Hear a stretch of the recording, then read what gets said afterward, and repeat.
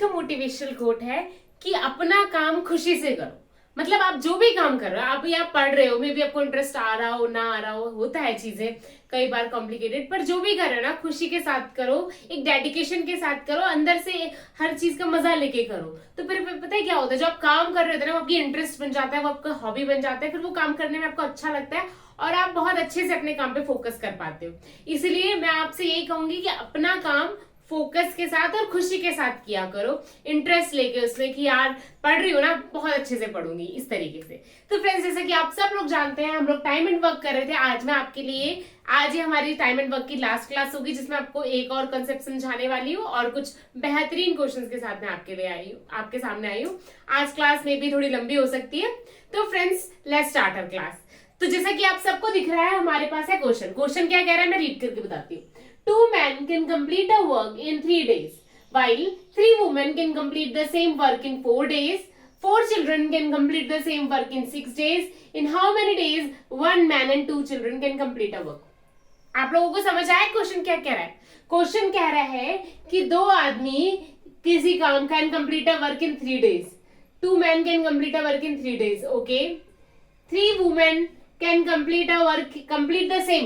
अब देखो, 2 मैन किसी काम को 3 दिन में कर रहे हैं, उसी काम को 3 women can complete the same work in 4 days, 4 days में कर रही है। और 4 children can complete the same work in 6 days। अब 4 चिल्ड्रन 6 दिन में उस काम को कर रहे हैं। तो आपको समझ आ रहा है कि क्वेश्चन क्या कह रहा है? क्वेश्चन कह रहा है कि 2 मैन किसी काम को 3 दिन में कर रहे हैं, 3 वुमेन किसी काम को 4 दिन में कर रही हैं, और 4 बच्चे किसी काम को 6 दिन में कर रहे हैं। तो काम वो सेम ही कर रहे हैं, क्योंकि यहाँ पे लिखा हुआ है ना, the same work in 4 days। ठीक है, 4 children can complete the same work in 6 days। तो ये मेंशन भी कर रखा है। ठीक है, तो अब हम क्या करेंगे, काट पीट मचा दें। अब हम क्या करेंगे, 2 मैन, अब 3 तो सब में कॉमन कट ही रहा है, ये 3 कट गया, ये 3 कट गया, यहाँ से ये 2 कट गया। ठीक है, 2 भी कट ही रहा है, ये 2 कट गया, इधर से ये 2 कट गया और ये 2 कट गया। मतलब 1 man is equal to 2 women is equal to 4 children. Is it clear? तो अब मैं क्या करूंगी, अब या तो आप ऐसा कर लीजिए रेशियो बनाने के लिए सबका, कि भाई मैं वुमेन को, इन दोनों को देखेंगे जब हम, तो मैं वुमेन को इस साइड लेके जाऊंगी तो 2/1 आ जाएगा। ठीक है, और जब मैं चिल्ड्रन, फिर जब मैं इन दोनों को देखूंगी तो मैं वुमेन अपॉन चिल्ड्रन 2/1 फिर आ जाएगा। तो यानी कि इधर तो वुमेन की एफिशिएंसी 1 आ रही थी, मैन की 2 आ रही थी, इधर वुमेन की एफिशिएंसी 2 आ रही, फिर हम उसको रेशियो को सॉल्व करेंगे, या हम इसको नॉर्मल 1 2 4 इनका एलसीएम ले लो, क्या आ जाएगा 4। तो इसका क्या हो जाएगा 4, इसकी क्या 2 को जब मैं 4 से डिवाइड करूंगी 2 को जब मैं 4 से डिवाइड करूंगी तो 2 आएगा, 4 को जब मैं 4 से डिवाइड करूंगी 1 आएगा। यानी कि मैन की एफिशिएंसी 4 है, वुमेन की एफिशिएंसी 2 है और चिल्ड्रन की एफिशिएंसी 1 है। Are you getting my point? तो इससे हमें इंडिविजुअल एफिशिएंसी आ गई है। अब मैं टोटल वर्क, अब 2 आदमी जिनकी एफिशिएंसी 4 है, वो काम को मिलकर कितने दिन में करते हैं, 3 दिन में। तो 2 4 8, 8 3 24, मतलब मेरा टोटल वर्क क्या होगा 24। आर यू गेटिंग इट, कि मेरा टोटल वर्क 24 है। तो अब मुझे क्या बताना है, 1 मैन और 2 चिल्ड्रन मिलकर उस काम को कितने दिन में करते हैं। अब मैन की एफिशिएंसी 4 है, तो 1 into 4 4। अब चिल्ड्रन की एफिशिएंसी 1 है, तो 2 into 1 2 हो जाएगा, तो 6। अब इनकी एफिशिएंसीज क्या हो गई, 1 मैन 2 चिल्ड्रन की 6 हो गई। अब जब मैंने टोटल वर्क को एफिशिएंसी से डिवाइड करा तो मेरे पास टाइम आ जाएगा, 24 डिवाइडेड बाय 6, 6 4 24, तो 4 days में हमारा काम हो जाएगा। Is it clear? आपको समझ आया क्वेश्चन क्या कह रहा है? क्वेश्चन कह रहा है कि 2 आदमी किसी काम को 3 दिन में करता है, वही काम 3 औरतें मिलकर 4 दिन में करती हैं, वही काम 4 बच्चे मिलकर 6 दिन में करते हैं। तो मैंने क्या किया, काट पीट मचा दी, मतलब 3 3 3 पहले काट दिए, फिर 2 2 2 काट दिए। तो अब मैंने देखा man is equal to 2 women is equal to 4 children, ये करके मेरी इक्वेशन बन गई। अब ये इसका 1 है, इसमें 2 है, इसमें 4 है, तो मैंने क्या किया, या तो मैं इसको रेशियो से सॉल्व कर सकती हूँ, पर मे बी अभी आपने रेशियो नहीं पढ़ाया तो आपको मे बी वो चीज डिफिकल्ट लगे, तो मैं आपको बता रही हूँ कि यहाँ पे आप एलसीएम ले लीजिए। ठीक है, एलसीएम क्या होगा, वो सबसे छोटा नंबर, तो यहाँ पे वो सबसे छोटा नंबर क्या, मतलब 1 2 4 का एलसीएम क्या हो जाएगा 4, तो 4 है। अब 1 को जब मैं 4 से डिवाइड करूंगी तो 4 आ जाएगा, 2 को जब मैं 4 से डिवाइड करूंगी तो 2 आ जाएगा, 4 को जब मैं 4 से डिवाइड करूंगी तो 1 आ जाएगा। तो मतलब मैन की एफिशिएंसी 4, वुमेन की एफिशिएंसी 2, चिल्ड्रन की एफिशिएंसी 1 आ गई। ठीक है, अब उसके बाद में बोल रखा है कि 2 आदमी को काम करने में 6 है, 3 दिन लग रहा है, तो मैं क्या करूंगी, टोटल वर्क किसी से निकाल लूंगी। मैन की एफिशिएंसी मेरी 4 है तो 2 इंटू 4 8, 8 3 जा 24, तो मतलब मेरा टोटल वर्क क्या है 24। अब उसके बाद में पूछ रहे हैं कि 1 मैन और 2 चिल्ड्रन को कितने दिन लगते हैं उस काम को करने में। मैन की एफिशिएंसी 4 है, चिल्ड्रन की एफिशिएंसी 1 है, तो 1 इंटू 4 4, 2 इंटू 1 2, यानी कि 6। टोटल एफिशिएंसी 1 मैन और 2 चिल्ड्रन की कितने हो गए 6। जब मैं टोटल वर्क को टोटल एफिशिएंसी से डिवाइड करूंगी तो कितने दिन लगेंगे वो आ जाएगा। तो जब मैंने टोटल वर्क को 1 मैन 2 चिल्ड्रन की एफिशिएंसी से डिवाइड किया तो 1 मैन और 2 चिल्ड्रन मिलकर उस काम को कितने दिन में करेंगे वो आ जाएगा, जो कि क्या है हमारे पास 4 डेज। Is it clear? आपको समझ आया? तो फ्रेंड्स अगर आपको समझ में आ गया है तो आगे बढ़िएगा, नहीं तो इस क्लास को फिर से स्टार्ट करके देखिएगा, आपको जरूर समझ आ जाएगा। और अगर आपको लगता है कि कोई और इससे बेहतर तरीका है तो आप प्लीज मुझे वो भी कमेंट सेक्शन में बताइएगा। तो friends now moves to next question.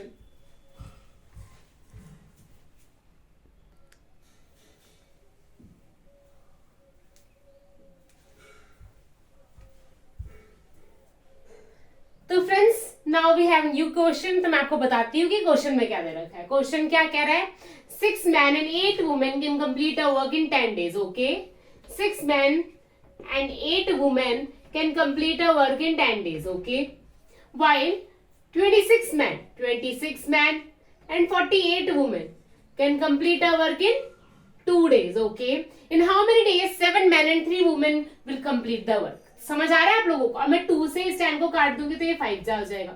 तो 6 5 जा 30 men, 8 5 जा 40 women is equal to 26 men and 48 women। तो आपको क्या करना है, काट देना है। ये 26 से 30 कट जाएगा, ये 4 मैन बचेगा। ये 40 वुमेन 48 वुमेन, तो ये 8 वुमेन हो जाएगा। ठीक है, 4 से ये 2, यानी कि मैन अपॉन वुमेन की एफिशिएंसी क्या होगी 2:1, यानी कि मैन की एफिशिएंसी 2 है, वुमेन की एफिशिएंसी 1 है। तो अब ये इस काम को देखो, अब मैन की एफिशिएंसी 2 है तो 12, 6 इंटू 2 12, 8 वुमेन है तो 8 और वुमेन की एफिशिएंसी 1 है तो 8 इंटू 1 8, तो 12 प्लस 8 इंटू 10 डेज टोटल लग रहा है। तो टोटल काम तो हमारा इतना ही है ना, तो 20 इंटू 10 है कि 200। मेरा टोटल वर्क क्या है बच्चों 200। अब मैं इस 200 वर्क को 7 मैन और 3 वुमेन से फाइंड आउट कराना है। मैन की एफिशिएंसी 2 है तो 7 इंटू 2 14, वुमेन की एफिशिएंसी 1 है तो 3 प्लस 2 3 इंटू 1 3, तो 14 प्लस 3 17, यानी कि 12/17 डेज लगेंगे। इज इट क्लियर कि क्वेश्चन मैंने किस तरीके से सॉल्व किया है? मैंने कहा है, क्वेश्चन ने क्या कहा है कि 6 मैन और 8 वुमेन मिलकर किसी काम को 10 डेज में करते हैं, और वहीं बोल रखा है कि 26 मैन एंड 48 वुमेन मिलकर उस काम को 2 डेज में करते हैं। फिर मैंने क्या किया, 2 से काट दिया 10 को, ये 5 सा कट गया, 2 सा कट गया, ठीक है, कट गया। अब इस 5 को जब मैंने इससे मल्टीप्लाई किया तो 30 man plus 40 women is equal to 26 man plus 48 women. तो फिर जब मैंने काटपीट मचाई तो 4 man is equal to 8 women करके आ गया। अब फिर मैंने 4 से काट दिया तो 1 man is equal to 2 women. Women को जब मैं नीचे लेके इधर से तो 2:1 इसकी रेशियो आ गई, जिससे मुझे पता चला मैन की एफिशिएंसी 2 है, वुमेन की एफिशिएंसी 1 है। तो मैंने इस वाली टर्म में जैसे 8 मैन को 6 मैन और 8 वुमेन को काम करने में 10 डेज लग रहा था, मैंने मैन की एफिशिएंसी 2 डाली, 8 वुमेन की एफिशिएंसी 1 डाली, तो 12 प्लस 8 20, 20 इंटू 10 200 हो गया। तो 200 टोटल वर्क था मेरा, जिसको अब मुझे बताना है कि उस काम को 7 आदमी और 3 वुमेन मिलकर कितने दिन में करेंगे। अब मैन की एफिशिएंसी 2 है तो 7 इंटू 2 14, वुमेन की एफिशिएंसी 1 है तो 3 इंटू 1 3, तो 14 प्लस 3 इज इक्वल टू 17। तो 200 को मैं 17 से डिवाइड करूंगी तो इतने दिन लगेंगे काम को होने। Is it clear? तो friends now moves to next question.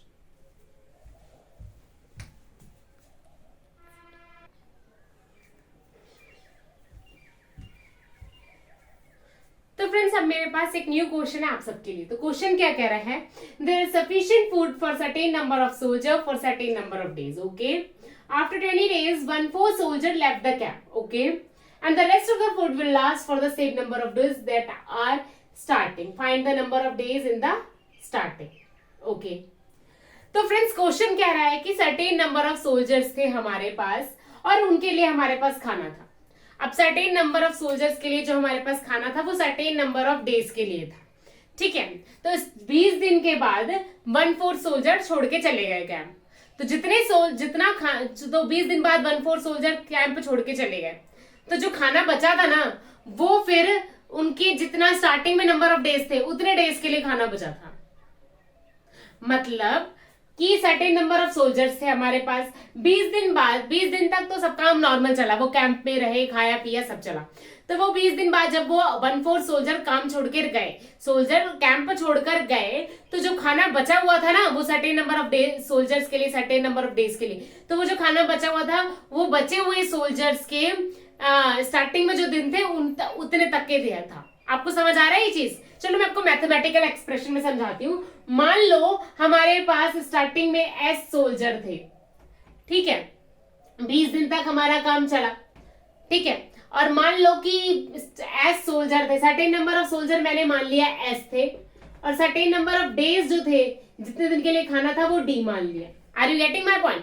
तो certain number of soldiers, अब 20 दिन तक तो काम चला, तो 20 कितना खाना बचा उनके लिए? D -20।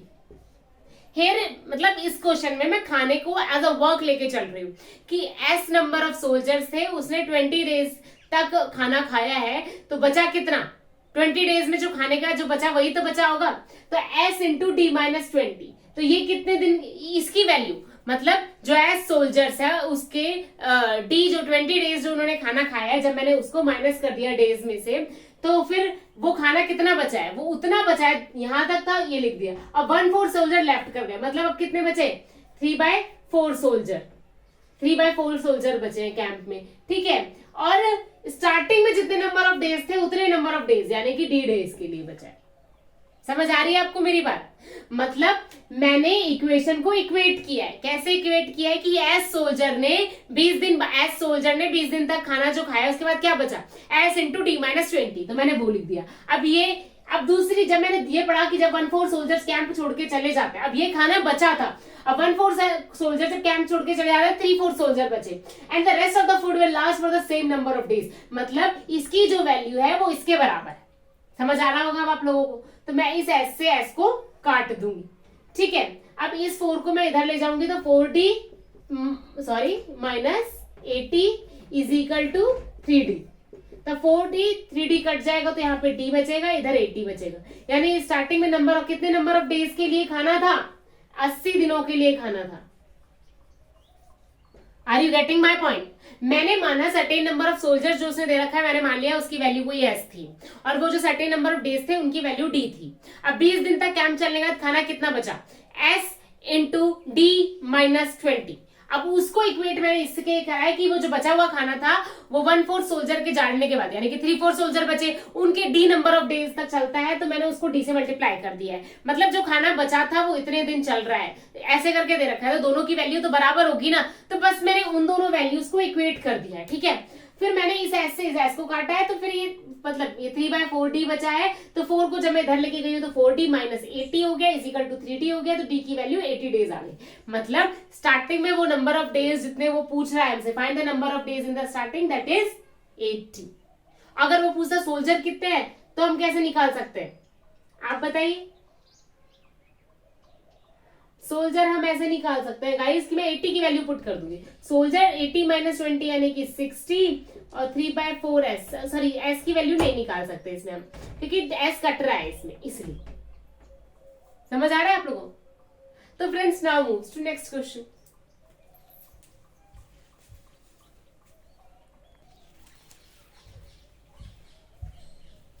Friends now we have another question.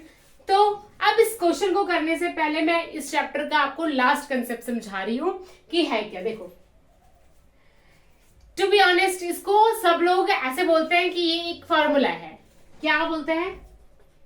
MDH upon work 1 M1 D1 H1 upon work 1 is equal to MDH upon work 2, तो M2 D2 H2।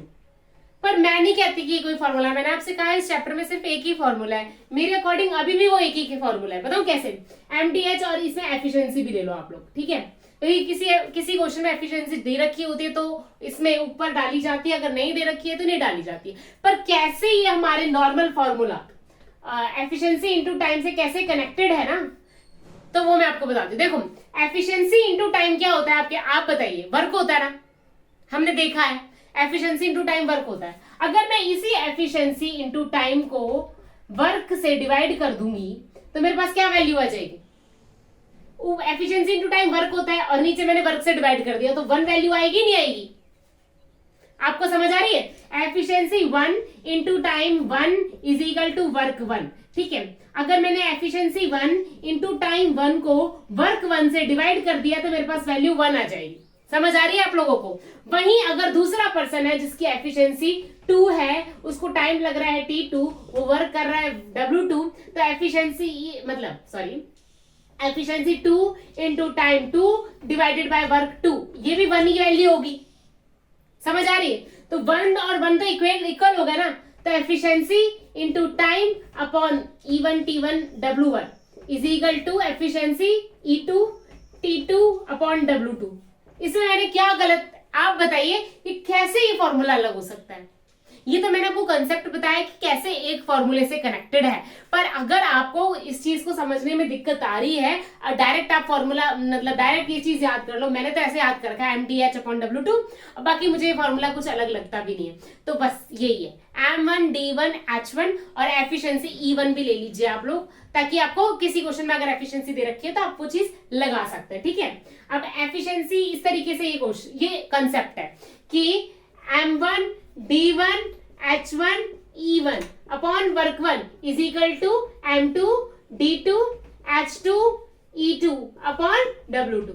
Is it clear? दोनों तरफ 1 1 हो जाएगा, तो इसलिए इक्वल आ रहा है। ठीक है, तो अब मैं आपको बताती हूँ कि इस कंसेप्ट को यूज करके क्वेश्चन कैसे सॉल्व करना है।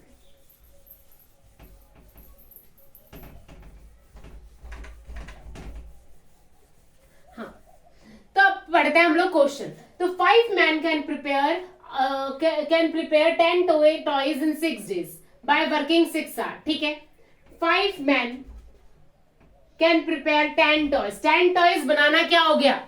वर्क हो गया ना, 10 खिलौने बनाना इज वर्क, तो वर्क ले लिया। कितने दिन लगे ने? 6 दिन। कितने घंटे काम किया इन्होंने? 6 घंटे। In how many days can 12 men can prepare 16 toys. अब वर्क क्या है हमारे पास, हमको करना कितना काम है? 16 टॉयज। अब इसको और 8 आवर हम काम करेंगे, तो पूछा है कितने दिन लगेंगे, तो हमने वो पुराना वाला फॉर्मूला यूज कर लिया है। अब देखो, ये 5 जा, ये 8 जा, ठीक है। अब उसके बाद में ये 6, ये 2, ठीक है। अब ये 2, ये 3 हो गया, तो यानी कि और ये मैन से ये मैन कट गया। समझ आ रहा है आपको? और ये 5 जा, तो ये 5 जा कट गया, तो ये 3 है। इज इक्वल टू 8 भी कट गया, इज इक्वल टू डे। तो डे कितने बचे हमारे? 3 डेज लगेंगे। समझ आ रहा है आपको? मैं आपको फिर से करके दिखाती हूँ कि 5 मैन 6 आवर 6 डे डेली काम करते हैं। कितने खिलौने बनाने के लिए? 10 खिलौने।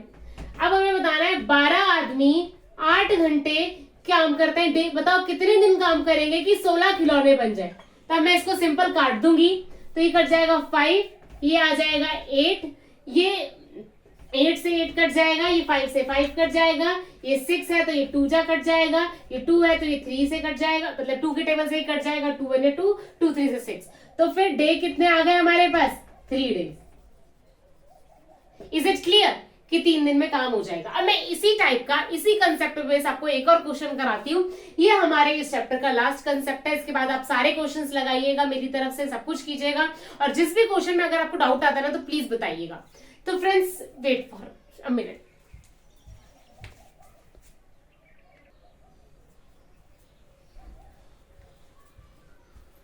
तो फ्रेंड्स, अब हमारे पास एक और अच्छा क्वेश्चन है, तो मैं आपको बताती हूँ कि क्या क्वेश्चन कह रहा है।